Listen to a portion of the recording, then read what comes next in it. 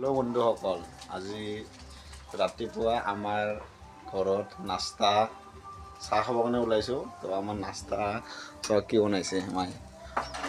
ব্ৰেডৰ পকৰি। তো এদি আজি চাহ খাম আমি। তো বহুত সোৱাদ লাগিব খাই। তো আপোনালোকে ভিডিঅ'টো চাই থাকক।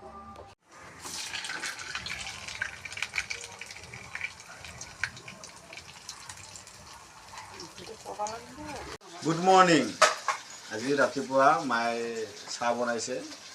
এয়া আমাৰ লাল চাহ, ইফালে পকৰি, এই চচ।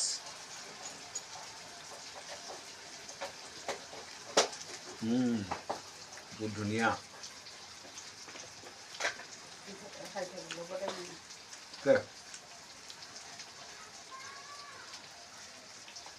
বঢ়িয়া লাগিছে।